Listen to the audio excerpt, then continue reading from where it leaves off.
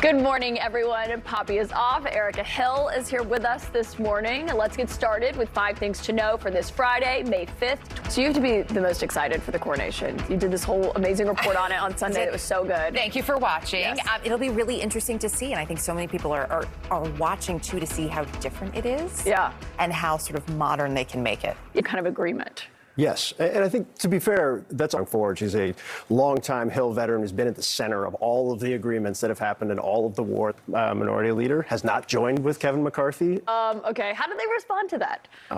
One, this shows that the polls are right? This is obviously a significant. On a Truth Social post he made, and he's, asked, did you write this yourself? And he says, oh yeah, I wrote it myself. I don't know who this taking a more demure posture on his position from the Trump that we see often in these campaign speeches. Yeah, certainly not.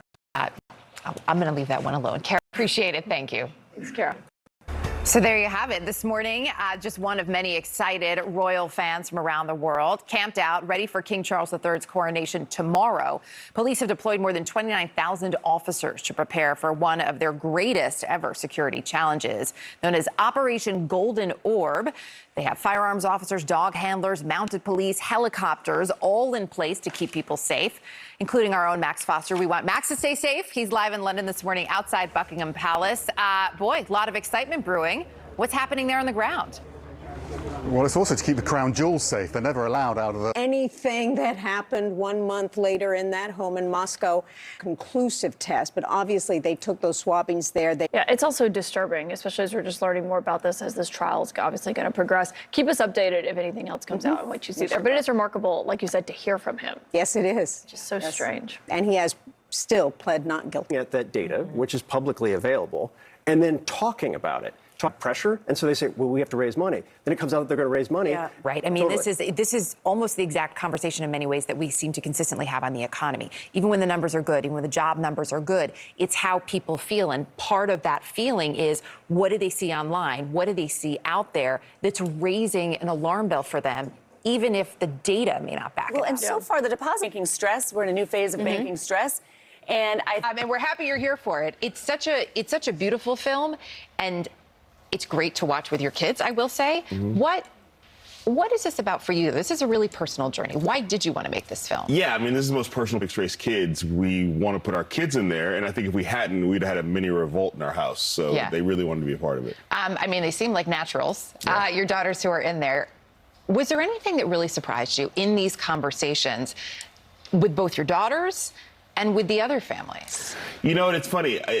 All the kids... And her name has escaped me at the moment, but she says, it's not that I'm less than anything. Yeah. There's just more of me and more to appreciate. And that's actually one of the other kids, I think it was Miles in the film, who said, I'm 1,000% human. Really struck by, and I said this to you, full disclosure, off camera, I was reminded how at younger ages, so a lot of the kids initially in this film are more elementary school, later elementary school, including your daughter, Sammy, just that incredible confidence that kids have at this age and this self-awareness. And I was struck too, you asked your daughter, Sammy, what she sees when she looks in the mirror. And I just want to play her response. It should be, right? Yeah, but sorry, somebody cutting onions? Yeah. What happened? Somebody making a lasagna? The cooking segment next. Yeah.